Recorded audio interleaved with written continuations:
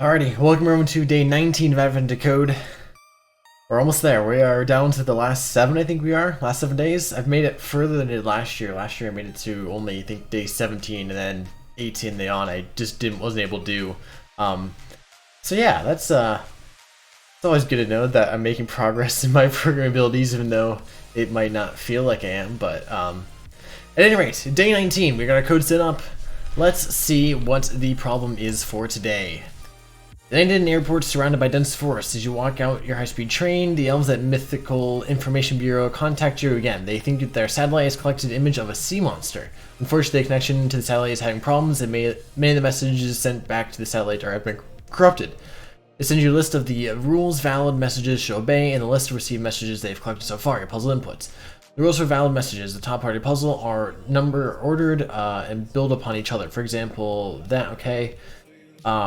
Some rules, like 3B, simply match a single character, in this case B. The remaining rules list the sub-rules that must be followed. For example, rule 012 means that to match rule 0, the text check must match rule 1, and the text after the part that matched rule 1 must then match rule 2. Some of the rules have multiple lists of, okay. Means that at least one list of sub-rules must match. Oh, this is going to be a... Oh my god, this is gonna be a lot of like matching and parsing. Some of the rules may have multiple lists, okay, yeah.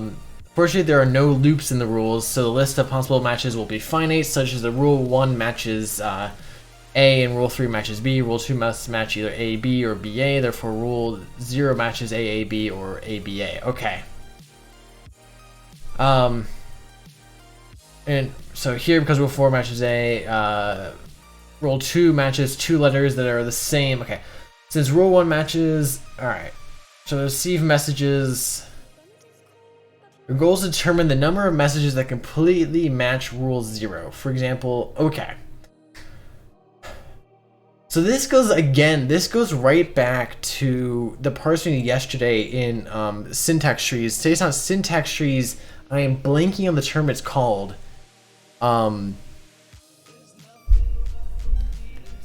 This is like literally like language parsing. I literally, why am I blanking what this is called? Nice. Okay. So this is our puzzle inputs. So we are going to be following this. So determine the number of messages I complete. So first we have to read in all the rules, read them in. Why am I blanking on the what this is called? This is a part of language. I want to say this is basically B and F, isn't it? This is basically a variation of like B and F grammar. Either way, all right. So what we're gonna do is we're first going to parse in these rules. So we're going to have to go line by line, and we're going to have to. Oh boy. So yeah, we have A's and B's and all of these rules. And we gotta make just a giant BNF grammar type situation. Okay. So, for parsing this, so some cases, so that's gonna be rule 14 followed by rule 14.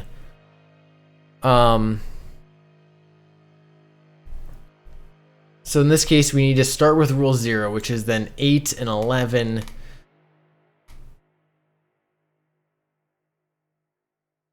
So we just need to build up all the possible...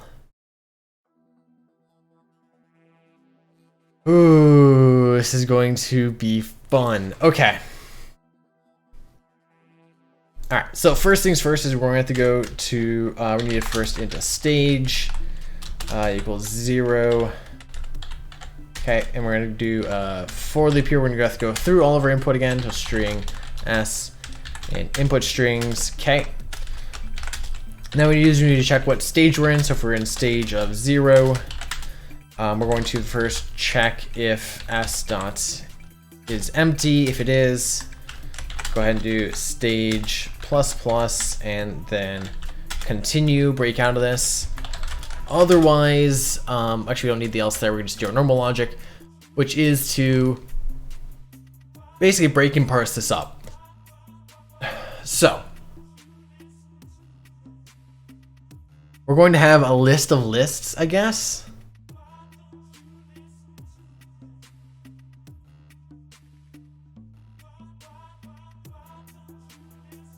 I guess we're going to have a list of lists.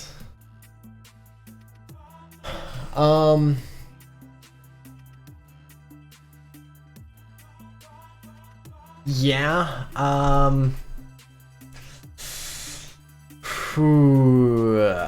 I got list of lists, so it's gonna be a first a map. So we can start with that. It's first going to be a map. Map string, not string. Sorry, it's gonna be a map of integer, and it's going to be, yeah. Let's do a list of integers. These are going to be the rules. So yeah, so again, like I said, this is a form of a BNF model. If you don't know BNFs, they're basically some solid base parsing of like how languages and how things are structured to follow rules while having a structure to them. Terrible description, I'm sure, but either way. So let's first parse S. So we're going to split S on here. Keep hitting that. Okay. So first split on that, and so then we can do integer rule ID is going to equal integer parse int of parts 0. Okay, and then given the rest of this, we need to parse, we need to first split it on the bars. So we're going to do a for loop here. So for string array,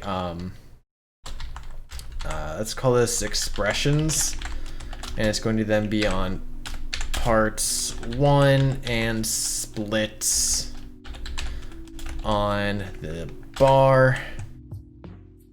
It's going to be a bar with, yeah, space on each both sides. So split on that. Oh, I guess we don't need that, right? Okay, so, oh, I need to be literal.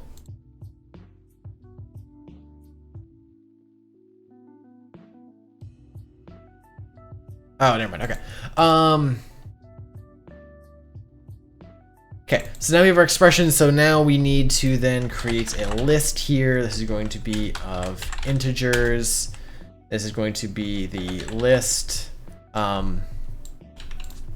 This is going to be the rules list, array list here. Okay, and this is going to be just call this list, sure. Okay, so now we have expressions, so now we need to then once again do one more for loop where we do it on expressions and we split on spaces.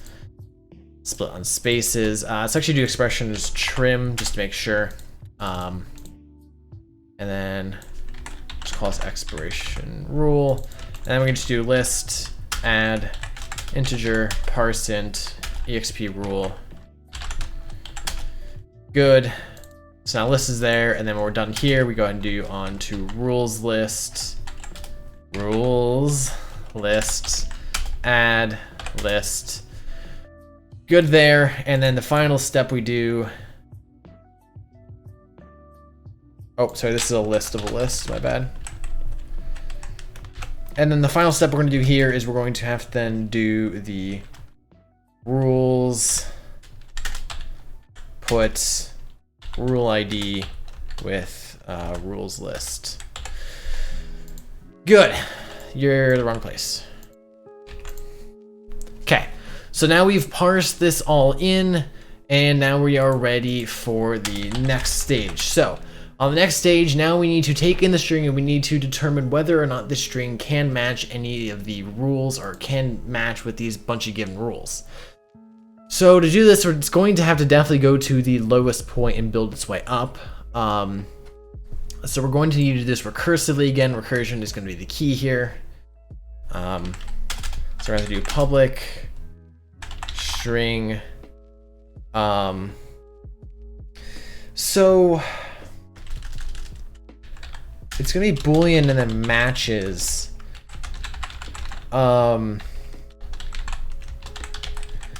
But the issue here is that matching is this is going to work, but we're not going to be able to know what it's matched on, if that makes sense.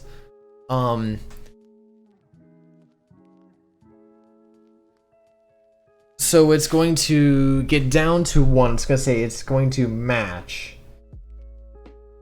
And then it's matched on 1. Oh, but whenever we match it, we can just remove it. Okay. Okay. So what we can do here is we can do, oh wait, so, wait, hold on. Not all of these are going to be integers. Some of these, like 29 here, is going to be the end. I'm going to store these separately. Right, I'm going to store this separately. Okay. It doesn't necessarily have to be this way, but I'm going to do it this way just because it's going to be easier. Character, calls rules end. This is just going to make my life easier by doing this way. I can separate it out. So, why is that there? So we're going to do one quick check that parts1 contains a quotation mark. If it does, we're going to do one thing. Otherwise, we're going to do what we just coded. If it does contain a quotation mark, what we're going to do is instead of putting it into rules, we're going to dump this into rules end. We're going to do rules end, put rule ID, and then parts. Parts 0 at 1. Replace the quotation marks with nothing, and then trim, and then that's going to be then a character. Then that's the only thing that's gonna be left is going to be the one character, so we can then just do char at 0, and there we go. So now what we can do is now we have the ending. So when we do matches here, we just need to do if first starting, we need to do string isn't mutable. We need a mutable string. Right, we need a mutable string.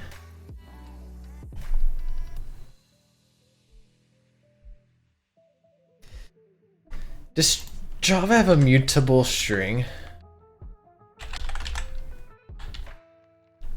Java has a mutable string, doesn't it?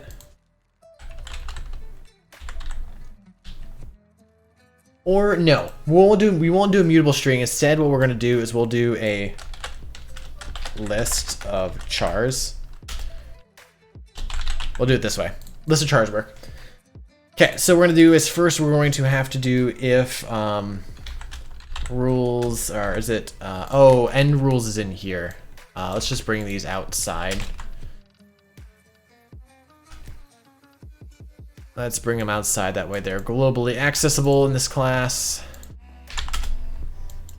Again, just to make our life easier. Okay, so now we can do rules end contains key of rule. This makes our life easier, so we can do one thing, otherwise this. So if it does contain it, what we can do is we can just do, we need to now check that the first char in this. So again, this is going to always be the first chars we're checking. We're going to have to do a check here. If chars get 0 equals rules end get rule.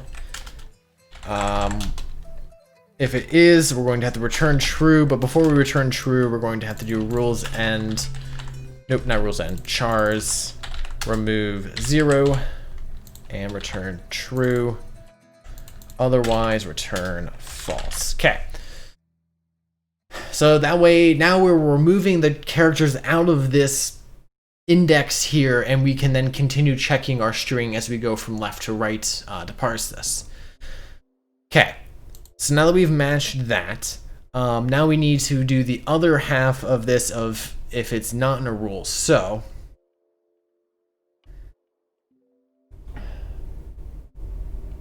there's a train goes by here.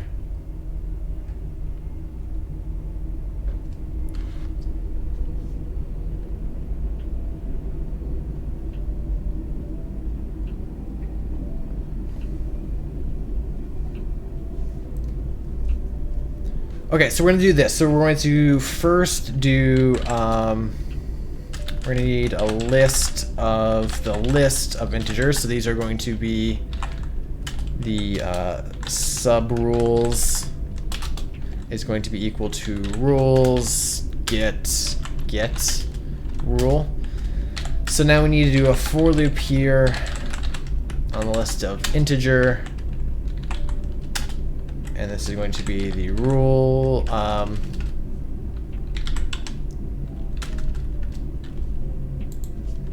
It's going to be all sub rules. So this is going to be then the sub rules, and it's going to be all sub rules is where we're mapping this on. So now we do this. So we're going to run this through matches, but the thing is we're going to need to make a copy of chars here.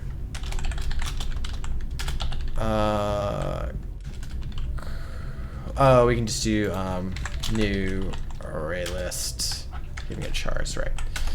We need to make a copy of this because we need to more or less not like, because there's multiple subroutes. If one of the subroutes does not work out, we need to be able to replace this and then try again. So that's why we're doing it this way. So what we need to do is we need to do check here if is there a case where one subrule could work and not the other? Yes. So we should try until we get one to. Ooh, this might not work. I'm not sure if this will work. Let's just try if solve giving chars copy. And oh, we need to do. Sorry. For int I in subrules, we need to solve it, and assuming that this solves char copy in I. So assuming this solves.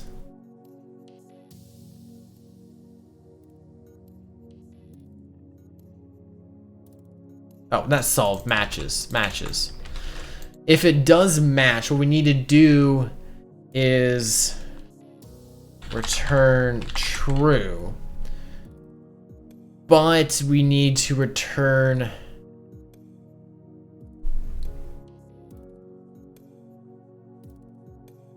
oh, it needs to match all of them.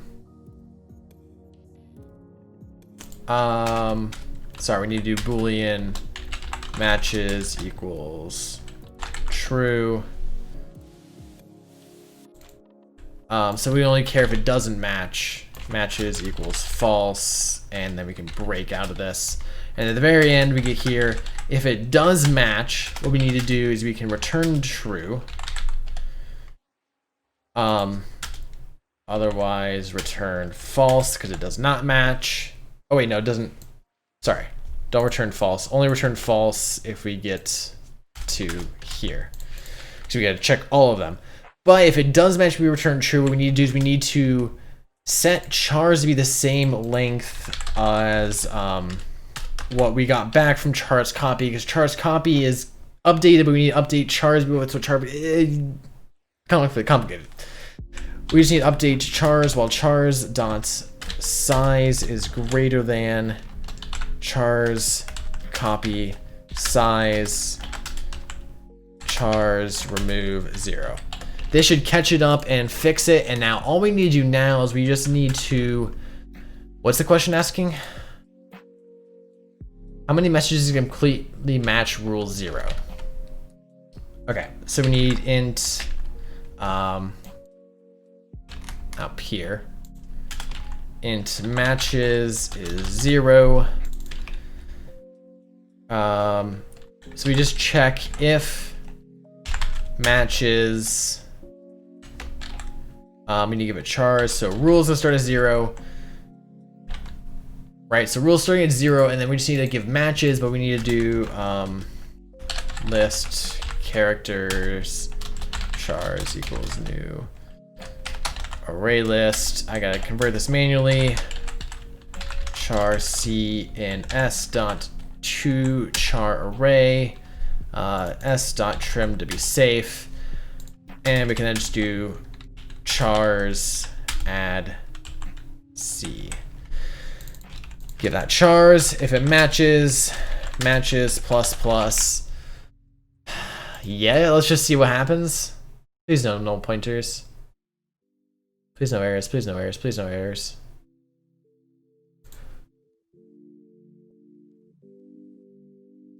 Parts 1 split on that regex. It didn't like that. It did not like that regex expression.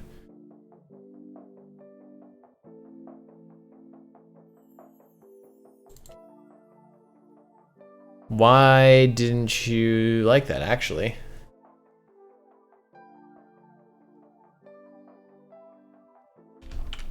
Oh, 'cause you do need to be a literal. I need to make you a literal. That's not. No. Sorry, that. Oh, I didn't call lap. Lap matches. Please. 247. If this works first try. Okay, I was about to say, if that works first try, I was about to be shocked beyond belief. Alright, let's take this in. Let's take some simpler inputs in. It says 3.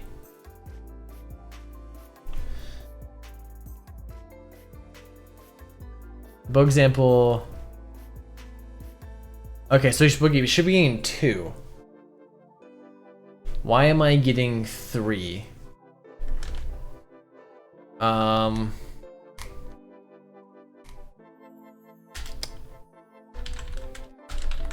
System out print line. Which ones are matching that shouldn't?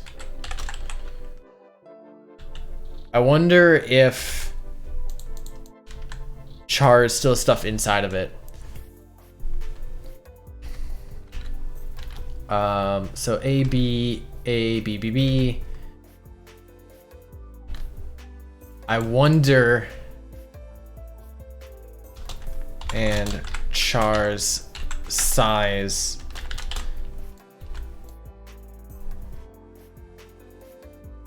I bet you that was the issue. We weren't checking all of it. I still got 239. That's the same answer I got last time. Oh no, I got it right. I am amazed with how, like, I'm quite amazed how quickly I got that and how easily I got that. I mean, it took me a while just to get the code there, but that was pretty quick to me. As you look over the list of messages, you realize that your matching rules aren't quite right. To fix them, Khalid replace rules 8 with the following. Now the rules do contain loops. 8 and 11. Oh no. All right. Maybe I get lucky, and maybe this works.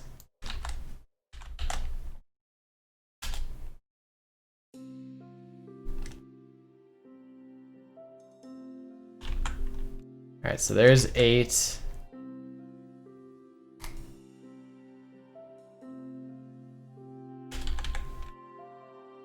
Oh, that's 111. There's 11. Already next out of bounds exception. No.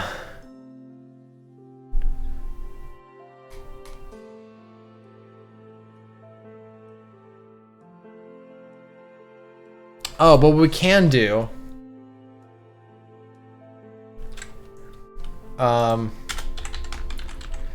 chars dot size equals 0, return false.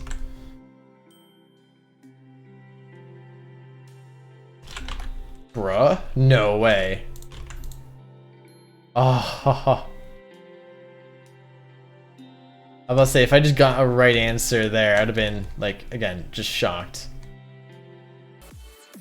Alright, so, I don't know, guys. I've been at part 2 for probably 45 minutes almost, and I can't figure it out. I think we're going to take our first L here on one I cannot solve. Actually, we did one I could solve, so we're going to take our second L, I guess, on one I can't solve. I can't figure this part out. I can do part 1 just fine, but the way I did it with BNFs, it doesn't handle looping like this well, or these loops. So unfortunately, I can't think of a good way to solve this. Maybe I'll come back tomorrow and try it. If I get it tomorrow, I'll let you guys know on day 20. But for any rates, this is day 19. So going over this now, the way we solve it is basically we take in all of our rules, we parse them out into these rules map, which the rules map just has the rule ID we have, and then all the possible ones it can match to, or all the IDs it goes to. It's a list of lists because some of them have these, which makes it a list of a list. If that makes sense, that's why there's a list of the list there. It really could just be 2 things, but either way. So that's what rules is. Then we use rules end here as just a very nice way to know when we've hit the end. It's not necessary, but this is just a nice way to know when we're matching. If it's this rule's in, this rule's end, we can just stop the execution here, remove one from our chars array. Our chars array is, of course, what our current string is. We can remove the first characters again whenever we are trying to match this. We are trying to match them one character at a time, going from left to right. This is how BNFs work. They go from left to right matching. So that rules end just makes our life a lot easier by being able to do that.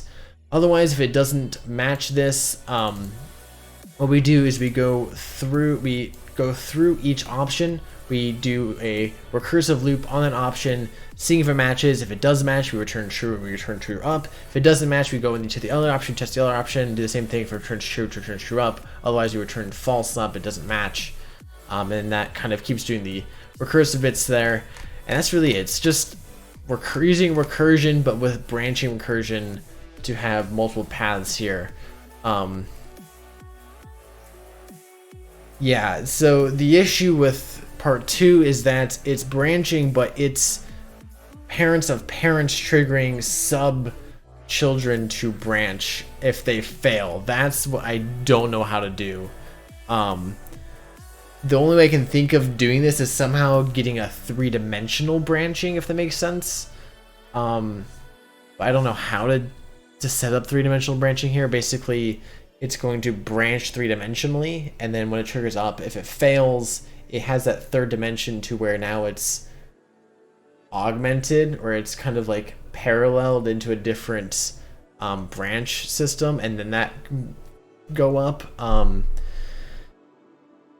If that makes sense. Basically, you can think of it as like the classic parallel worlds. You know, when you choose one option, you create a parallel world of if you choose the other option. That's kind of what my idea here was, is that by choosing the non-recursive or the non-looping option would create one path, but choosing the other option would create another path. It's that secondary path that I can't figure out how to make that in code. Yeah, because again, they're parallel, but this isn't parallel. This is sequential recursion. So that's that parallel bit that I just don't know how to do. So at any rate, that's my day 19. Hopefully you guys enjoyed. I'll catch you guys hopefully tomorrow for day 20. Hopefully I have an answer for you here on how to do this. But again, thanks for watching. See you guys next time. Peace out.